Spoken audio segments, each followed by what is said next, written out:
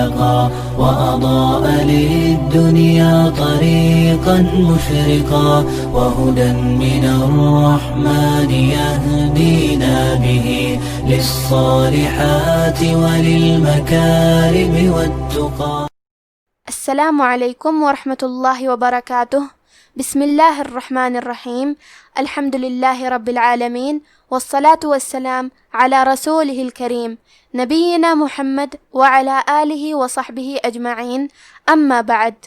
رب اشرح لی صدری ویسر لی امری واحلل عقدۃ من لسانی یفقہوا قولی. شروع کرتی ہوں اللہ کے نام سے جو بڑا مہربان نہایت رحم کرنے والا ہے. انشاءاللہ آج کے درس نمبر 290 میں سورۃ الممتحنہ آیت نمبر 1 کی شرح اور ترجمہ سماعت فرمائیں گے. تو شروع کرتے ہیں. اعوذ باللہ من الشیطان الرجیم. بسم اللہ الرحمن الرحیم. یا ایہا الذین آمنوا لا تتخذوا عدوی وعدوکم اولیاء تلقون الیہم بالمودۃ وقد کفروا بما جاءکم من الحق يخرجون الرسول وإياكم أن تؤمنوا بالله ربكم إن كنتم خرجتم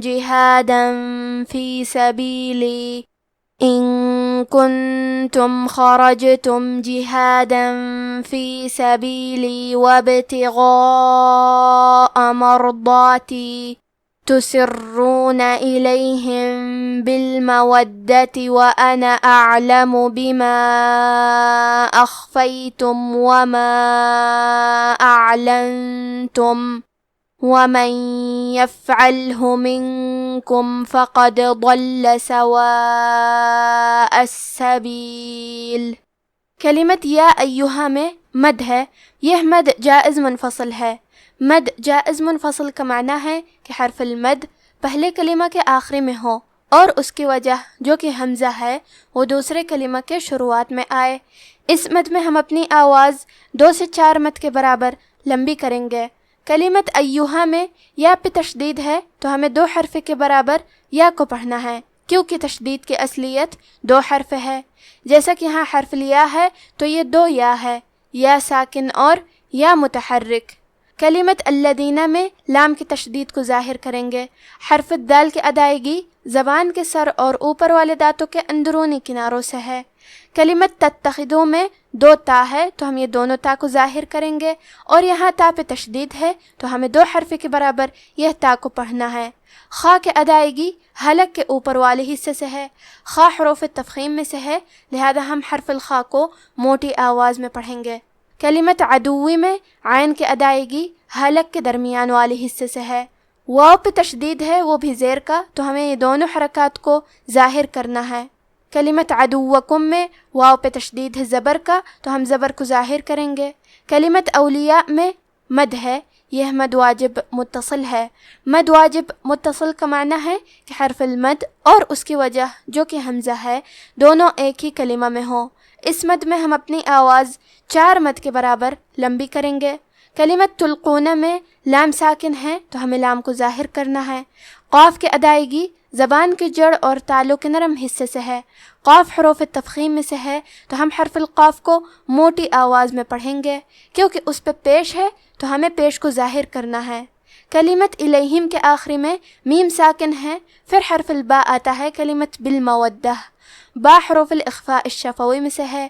اخفاء کا معنی ہے چھپا دینا تو ہم میم ساکن کو چھپاتے ہوئے اور غنہ کے ساتھ یہ حکم کو ادا کریں گے. الیہم بالمودہ. کلمت بالمودہ میں دال پہ تشدید ہے تو ہمیں 2 حرف کے برابر دال کو پڑھنا ہے. کلمت قد میں حرف القاف کو موٹی آواز میں پڑھیں گے. دال پہ جزم ہے یہاں دال کا حکم ہے قلقلہ. قلقلہ کا معنی ہے حرف ساکن کو ہلانا تو ہم حرف دال کو ہلاتے ہوئے یہ کلمہ کو پڑھیں گے. وقد. کلمت کفروں میں کیونکہ را پہ پیش ہے تو یہاں را کا حکم ہے تفخیم، لہذا ہم حرف را کو موٹی آواز میں پڑھیں گے۔ کلمت جاءکم میں مد واجب متصل ہے تو ہم اپنی آواز 4 مد کے برابر لمبی کریں گے۔ حمزہ پہ زبر ہے لہذا ہمیں زبر کو ظاہر کرنا ہے۔ آخری میں میم ساکن ہے، پھر حرف المیم آتا ہے کلمت من، یہاں حکم ہے ادغام متماثلین صغیر۔ ادغام کا معنی ہے حرف کو حرف میں داخل کرنا، تو ہم میم ساکن کو دوسرے میم میں ملا کے ایک ہی میم غنہ اور تشدید کے ساتھ پڑھیں گے۔ جاءکم من۔ کلمت الحق میں حا کے ادائیگی حلق کے اوپر والے حصے سے ہے۔ قاف ہے، قاف کو ہمیں موٹی آواز میں پڑھنا ہے، اور کیونکہ اس پہ تشدید ہے تو ہم 2 حرف کے برابر قاف کو پڑھیں گے۔ کلمت یخرجون میں حرف الخاء ہے اور اس پہ جزم ہے، یہاں ہمیں خاء کو ہمزے سے پڑھنا ہے۔ ہمزے کا معنی ہے حرف کی آواز ایسے کمزور ہو کہ اس میں پستی پائی جائے، تو ہم یہ کلمہ کو ایسے پڑھیں گے یخرجون۔ را کے نیچے زیر ہے، یہاں را کا حکم ہے ترقیق، تو ہمیں حرف را کو پتلی آواز میں پڑھنا ہے۔ کلمت الرسولہ میں حرف را پہ تشدید ہے تو ہم 2 حرف کے برابر را کو پڑھیں گے، اور کیونکہ تشدید زبر کا ہے تو ہمیں حرف را کو موٹی آواز میں بھی پڑھنا ہے۔ کلمت ایاکم میں یا کے تشدید کو ظاہر کریں گے۔ کلمت ان کے آخری میں نون ساکن ہے، پھر حرف تا ہے کلمت تؤمنو، تا حروف الاخفاء میں سے ہے تو ہم نون ساکن کو چھپاتے ہوئے اور غنہ کے ساتھ یہ حکم کو ادا کریں گے، ان تؤمنو۔ کلمت باللہ کیونکہ حرف البا کے نیچے زیر ہے تو ہمیں لفظ الجلالہ مطلب کلمت اللہ کے لام کو پتلی آواز میں پڑھنا ہے، باللہ۔ کلمت ربکم میں را کو موٹی آواز میں پڑھیں گے کیونکہ اس پہ زبر ہے۔ با پہ تشدید ہے تو ہمیں 2 حرف کے برابر با کو پڑھنا ہے، اور کیونکہ تشدید زیر کا ہے تو ہم زیر کو ظاہر کریں گے۔ کلمت ان کے آخری میں نون ساکن ہے، پھر حرف الکاف ہے کلمت کنتم، یہاں حکم ہے اخفاء تو ہم یہ حکم کو غنہ کے ساتھ ادا کریں گے، ان کنتم۔ کلمت خرجتم میں جیم پہ جزم ہے، کیونکہ جیم بھی حروف القلقلہ میں سے ہے تو ہم حرف الجیم کو ہلاتے ہوئے یہ کلمہ کو پڑھیں گے، خرجتم۔ کلمت جہادن کے آخری میں دال پہ تنوین زبر ہے، پھر حرف الفا ہے کلمت فی، یہاں حکم ہے اخفاء، لہذا ہمیں یہ حکم کو غنہ کے ساتھ ادا کرنا ہے، جہادن فی۔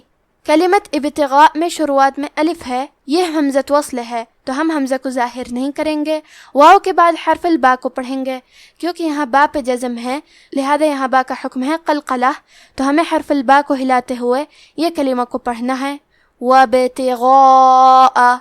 غین کے ادائیگی حلق کے اوپر والے حصے سے ہے، غین حروف تفخیم میں سے ہے تو ہم غین کو موٹی آواز میں پڑھیں گے، کیونکہ اس کے بعد مد الف ہے اور مد الف میں پیچھے والے حرف کا حکم لیتے ہیں تفخیم میں اور ترقیق میں، تو ہمیں مد الف کو بھی بھاری آواز میں ادا کرنا ہے، کیونکہ یہ مد واجب متصل ہے تو ہم اپنی آواز 4 مد کے برابر لمبی کریں گے۔ کلمت مرضاتی میں حرف را پہ جزم ہے، یہاں را کا حکم ہے تفخیم تو ہمیں را کو موٹی آواز میں پڑھنا ہے۔ ضاد کی ادائیگی زبان کے کروٹ اور اوپر کے داڑھوں کی جڑ سے ہے، ضاد حروف تفخیم میں سے ہے تو ہم ضاد کو بھاری آواز میں پڑھیں گے، کیونکہ اس کے بعد مد الف ہے لہذا ہمیں مد الف کو بھی بھاری آواز میں پڑھنا ہے، مرضاتی۔ کلمت تسرون میں را کو 2 حرف کے برابر پڑھیں گے، اور کیونکہ تشدید پیش کا ہے تو ہمیں یہ حرف کو موٹی آواز میں بھی پڑھنا ہے۔ کلمت الیہم کے آخری میں میم ساکن ہے، پھر حرف البا ہے کلمت بالمودہ، یہاں بھی حکم ہے اخفاء شفوی تو ہم یہ حکم کو غنہ کے ساتھ ادا کریں گے، الیہم بالمودہ۔ کلمت وانا میں نون پہ زبر ہے، ہمیں حرف النون کو صرف زبر سے پڑھنا ہے، مد الف کو ظاہر نہیں کریں گے، حرف النون کو زبر سے پڑھ کے کلمت اعلمو پڑھیں گے، وَأَنَا أَعْلَمُ۔ کلمت اعلمو میں عین ساکن ہے تو ہمیں عین کو ظاہر کرنا ہے۔ کلمت بما کے آخر میں الف پہ مد کا علامہ ہے، یہ مد جائز منفصل ہے تو ہم اپنی آواز 2 سے 4 مد کے برابر لمبی کریں گے۔ کلمت اخفیتم میں خا ساکن کو ظاہر کریں گے اور اسے ہمزے سے پڑھیں گے، اور حرف الخا کو موٹی آواز میں بھی پڑھیں گے۔ کلمت اعلنتم میں نون ساکن ہے، پھر حرف تا ہے، یہاں حکم ہے اخفاء، تو ہمیں یہ حکم کو غنہ کے ساتھ ادا کرنا ہے۔ کلمت ومن کے آخری میں نون ساکن ہے، پھر حرف الیا ہے کلمت یفعلہ، یا حروف الادغام بغنہ میں سے ہے، تو ہمیں نون ساکن کو یا میں ملا کے غنہ اور تشدید کے ساتھ یہ حکم کو ادا کرنا ہے۔ وَمَن يَفْعَلْهُ، کلمت یفعلہ میں فا ساکن ہے، کیونکہ فا بھی حروف الہمز میں سے ہے، تو ہمیں یہ حرف کو ایسے پڑھنا ہے یفعلہ۔ یہاں لام ساکن ہے، تو ہم لام کو جزم سے پڑھیں گے اور اسے ظاہر بھی کریں گے۔ کلمت فقد میں قاف کو موٹی آواز میں پڑھیں گے، دال پہ جزم ہے، تو یہاں دال کا حکم ہے قلقلہ، لہذا ہمیں حرف الدال کو ہلاتے ہوئے یہ کلمہ کو پڑھنا ہے فقد۔ کلمت ضل میں حرف الضاد کو موٹی آواز میں پڑھیں گے، لام پہ تشدید ہے، لہذا ہمیں 2 حرف کے برابر لام کو پڑھنا ہے۔ کلمت سواء میں مد واجب متصل ہے، تو ہم اپنی آواز 4 مد کے برابر لمبی کریں گے۔ کلمت السبیل میں سین کے تشدید کو ظاہر کریں گے اور اسے 2 حرف کے برابر پڑھیں گے۔ اب آپ اس آیت کی تلاوت تجوید کے ساتھ سماعت فرمائیں۔ بسم اللہ الرحمن الرحیم۔ یا ایہا الذین آمنوا لا تتخذوا عدوی وعدوکم اولیاء تلقون الیہم بالمودۃ وقد کفروا بما جاءکم من الحق یخرجون الرسول وإیاکم ان تؤمنوا باللہ ربکم ان کنتم خرجتم جہادا